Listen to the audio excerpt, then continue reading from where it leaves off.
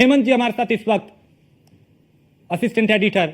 हेमंत, तस्वीरें बहुत विचलित करने वाली हैं। दर्द जैसे जैसे सामने आ रहा है वो बता रहा है कि हादसा बहुत भयावह है, बहुत बड़ा है।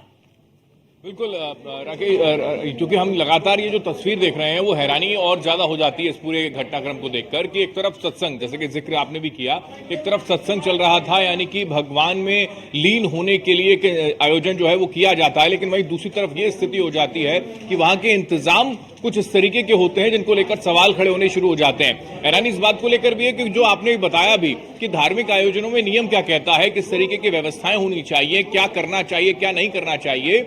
इस आयोजन में व्यवस्थाएं थी, प्रशासनिक स्तर पर सारी चीजें की गई, लेकिन फिर भी लापरवाही ऐसी।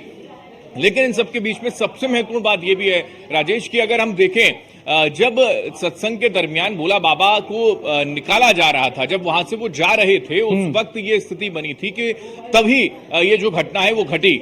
यानी कि तभी भगदड़ होती है, और भगदड़ होती है जब लोग अंदर होते हैं तो उनको सांस लेने में दिक्कत आती है, दम घुटने की वजह से उनकी जान चली जाती है। लेकिन अभी और भी डरावने वाले आंकड़े जो है वो आ सकते हैं, ऐसी संभावनाएं जताई जा रही हैं। सूत्रों से जानकारी है कि ये आंकड़ा जो है, यानी कि मौत का जो आंकड़ा है वो बढ़ सकता है, आशंका ऐसी जताई जा रही है। यानी कि जाहिर सी बात है कि ऐसे आयोजन में भारी भीड़ होती है, और ज्यादातर संख्याएं अगर किसी की होती हैं तो महिलाओं की संख्या होती है। और ऐसा हमने दिखाया भी कि जो अभी तक पुष्टि है, औपचारिक तौर पर जो जानकारी निकलकर सामने आई, उसमें 27 लोगों की जान गई है, जिसमें तकरीबन 23 महिलाएं हैं और 3 बच्चे, छोटे छोटे बच्चे। वो आपने वो दर्द जो बयां दरअसल कर रहे थे उनके परिजन, उनके पिता, और जिस तरीके की वो तस्वीर निकलकर सामने आई, रोंगटे खड़े कर देने वाली है। हैरानी इस बात को लेकर है कि ऐसे सिस्टम पर सवाल तो खड़ा होता ही है, लेकिन ये जो आयोजक हैं जिनको परमिशन भी दे दी जाती है, लेकिन वहां पर वैसे इंतजामात नहीं होते, तो फिर ये कहीं ना कहीं सवाल खड़े करता है कि क्या वाकई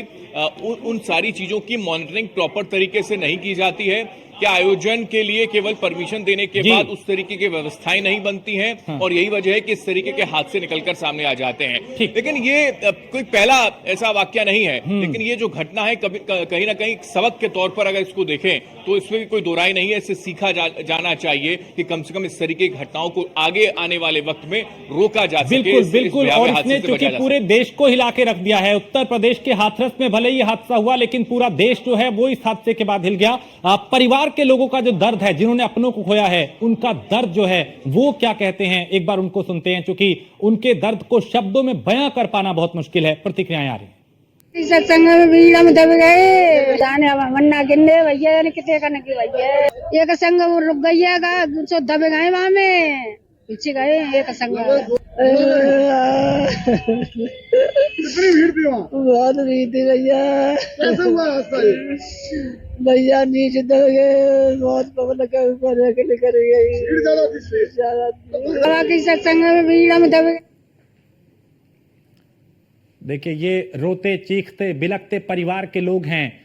चूंकि अब एक्शन लिया जा रहा है, अब कार्रवाई की जाएगी, कुछ लोगों पे गाज भी गिरेगी, लेकिन हेमंत, सबसे बड़ा सवाल तो यही कि जिन्होंने अपनों को खोया उसकी भरपाई कैसे हो पाएगी। अब कमेटी बन गई, जांच होगी, 1-8 महीने में, 15 दिन में रिपोर्ट आएगी, कुछ लोगों पे कार्रवाई हो जाएगी, लेकिन कब तक इस तरह के हादसे होते रहेंगे? क्योंकि ये कोई प्राकृतिक आपदा नहीं है, ये कोई वैसा हादसा नहीं कि भाई कुदरत का कहर था, ये इंसानी लापरवाही का नतीजा है।